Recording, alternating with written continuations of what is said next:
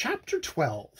Miss Bart had in fact been treading a devious way, and none of her critics could have been more alive to the fact than herself. But she had a fatalistic sense of being drawn from one wrong turning to another, without ever perceiving the right road, till it was too late to take it. Lily, who considered herself above narrow prejudices, had not imagined that the fact of letting Gus Trenor make a little money for her would ever disturb her self-complacency. And the fact in itself still seemed harmless enough, only it was a fertile source of harmful complications.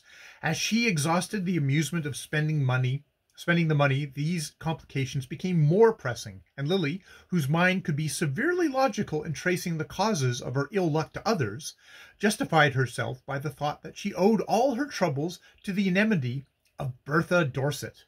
This enmity, however, had apparently expired in a renewal of friendliness between the two women. Lily's visit to the Dorsets had resulted, for both, in the discovery that they could be of use to each other, and the civilized instinct finds a subtler pleasure in making use of its antagonist than in confounding him. Mrs. Dorset was, in fact, engaged in a new sentimental experiment, of which Mrs. Fisher's late property, Ned Silverton, was the rosy victim, and at such moments, as Judy Trenor had once remarked, she felt a peculiar need of distracting her husband's attention. Dorset was as difficult to amuse as a savage, but even his self-engrossment was not proof against Lily's arts, or rather these were especially adapted to soothe an uneasy egotism. Her experience with Percy Gryce stood her in good stead in ministering to Dorset's humours, and if the incentive to please was less urgent, the difficulties of her situation were teaching her to make much of minor opportunities. Intimacy with the Dorsets was not likely to lessen such difficulties on the material side. Mrs. Dorset had none of Judy Trenor's lavish impulses, and Dorset's admiration was not likely to express itself in financial tips, even had Lily cared to renew her experiences in that line.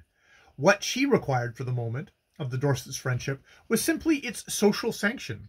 She knew that people were beginning to talk of her, but this fact did not alarm her as it had alarmed Mrs. Penson.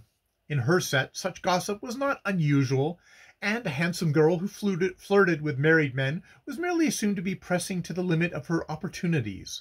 It was Trenor himself who frightened her.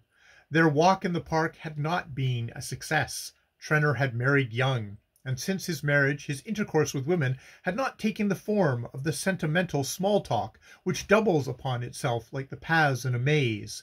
He was first puzzled and then irritated to find himself always led back to the same starting position, and Lily felt that she was gradually losing control of the situation. Trenor was in truth in an unmanageable mood.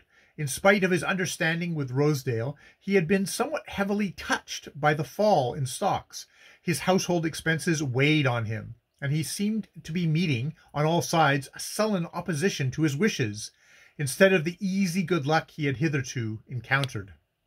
Miss Trenor was still at Bellamont, keeping the townhouse open, and still descending on it now and then for a taste of the world, but preferring the recurrent excitement of the week-end parties to the restrictions of a dull season.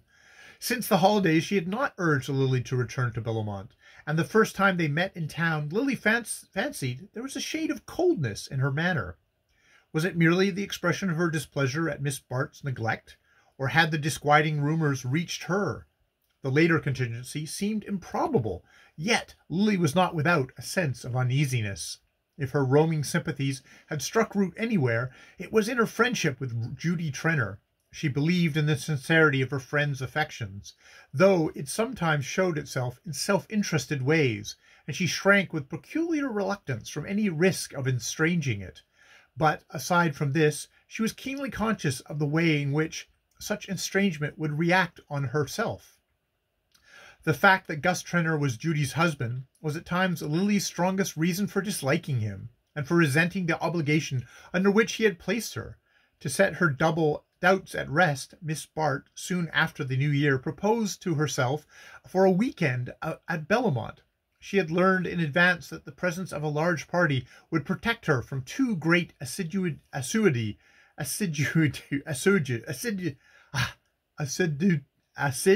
duty on Trenner's part, and his wife's telegraphic "come by all means" seemed to assure her of her usual welcome.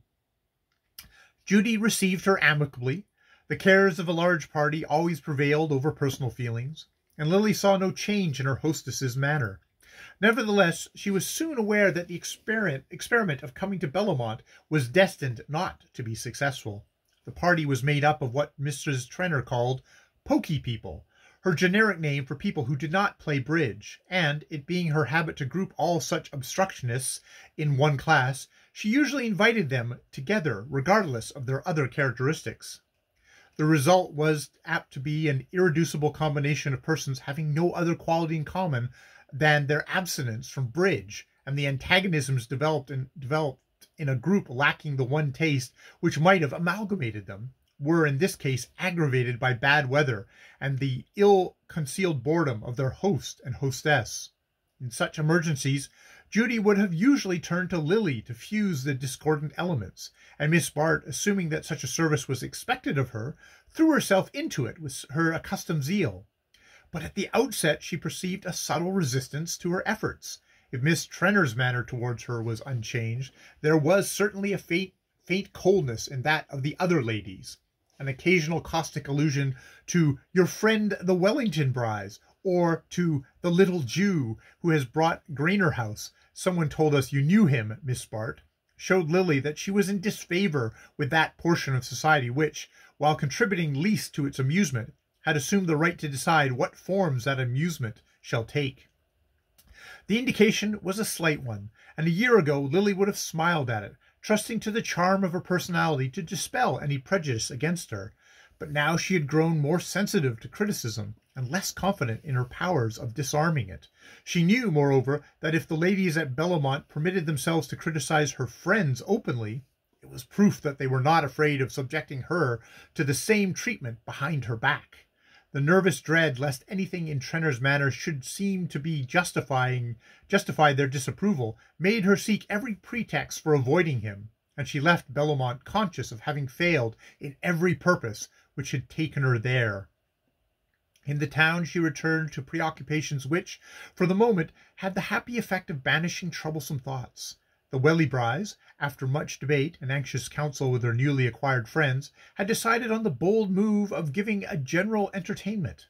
To attack society collectively, when one's means of approach are limited to a few acquaintances, is like advancing into strange country with an insufficient number of scouts. But such rash tactics have sometimes led to brilliant victories, and the Brys had determined to put their fate to the touch.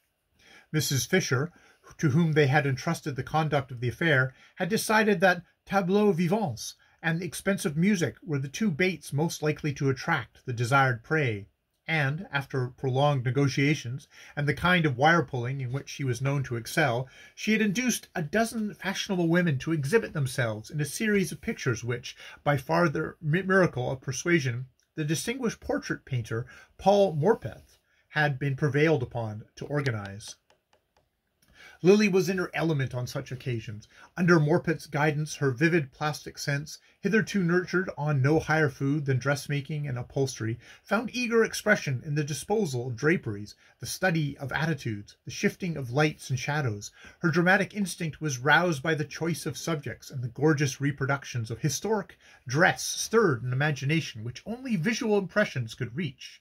But keenest of all was the exhilaration of displaying her own beauty under a new aspect, of showing that her loveliness was no mere fixed quality, but an element shaping all emotions to fresh forms of grace.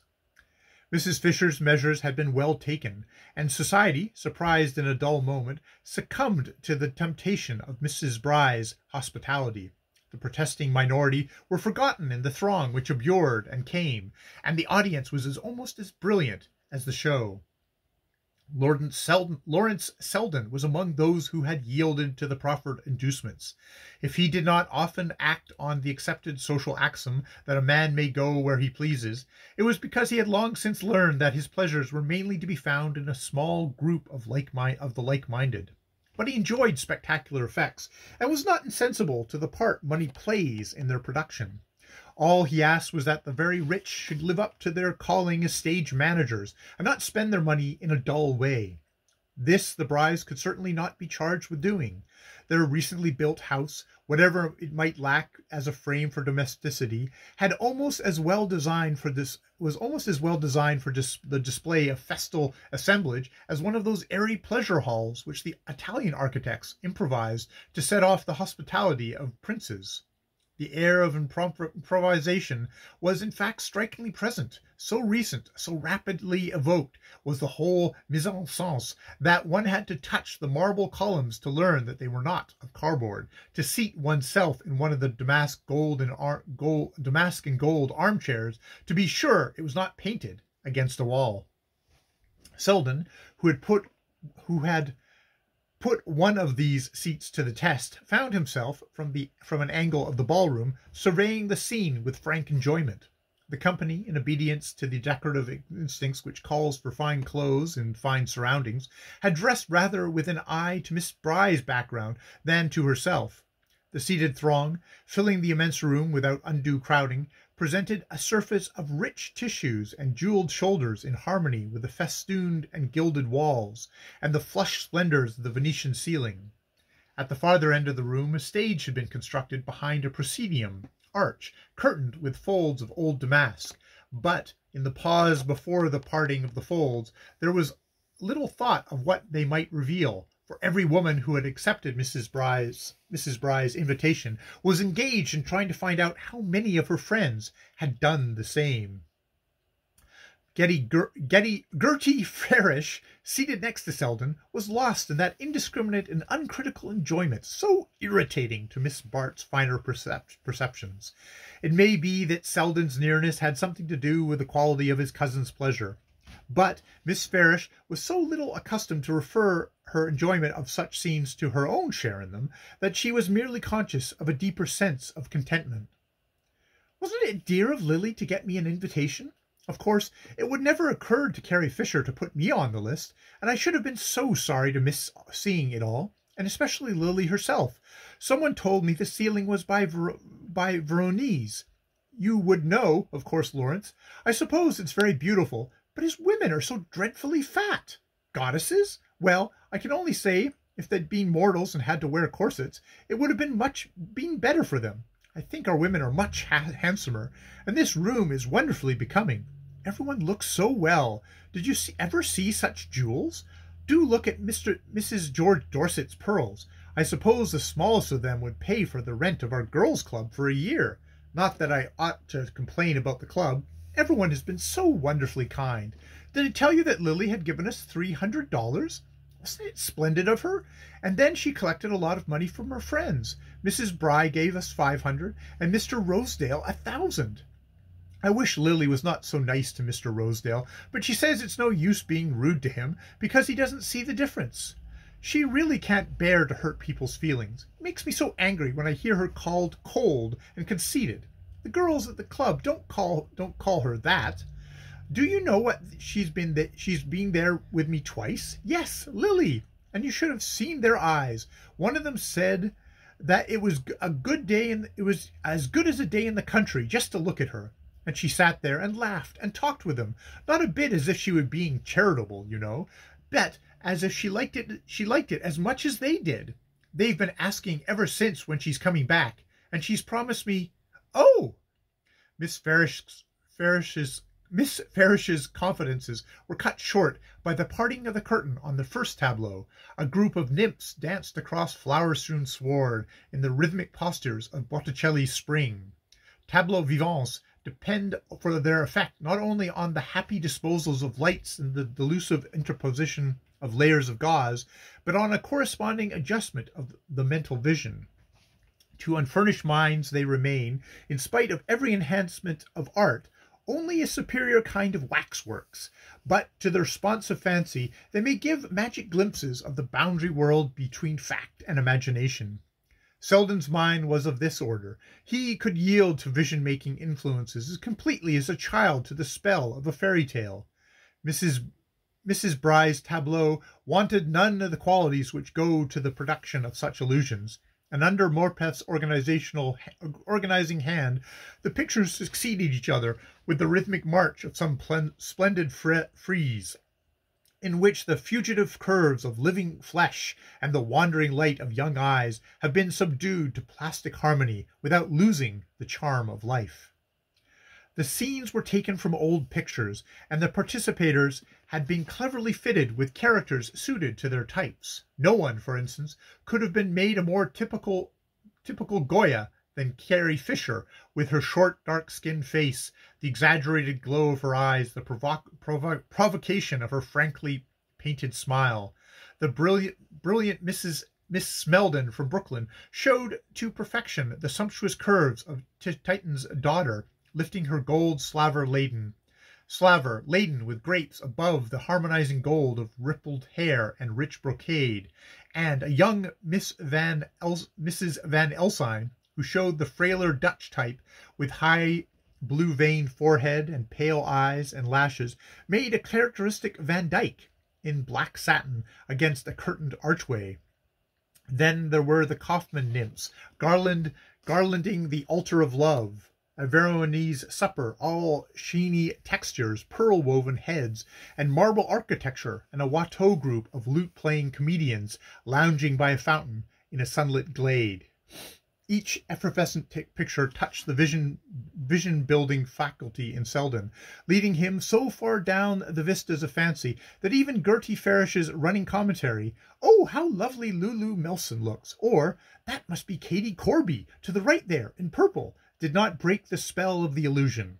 Indeed, so skillfully had the personality of the actors been subdued to the scenes they figured in, that even the least imaginative of the audience must have felt a faint thrill of contrast when the curtain suddenly parted on the picture which was simply and undisguisedly the portrait of Miss Bart. Here there could be no mistaking the predominance of personality. The unanimous "Oh" of the spectators was a tribute, not to the brushwork of Reynolds' Mrs. Lloyd, but to the flesh and blood loveliness of Lily Bart. She had shown her artistic intelligence in selecting a type so like her own that she could embody the person represented without ceasing to be herself. It was as though she had stepped, not out of, but into Reynolds' canvas, banishing the phantom of his dead beauty by the beams of her living grace.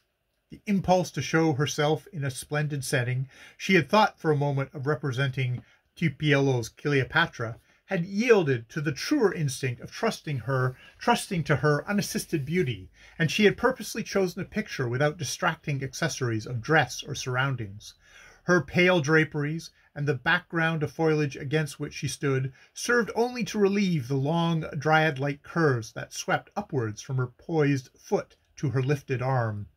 The noble buoyancy of her attitude, its suggestion of soaring grace, revealed the touch of poetry in her beauty that Selden always felt in her presence, yet lost the sense when he was not with her. Its expression was now so vivid that for the first time he seemed to see before him the real Lily Bart, divested of the trivialities of her little world, and catching for a moment a note of that internal harmony of which her beauty was a part.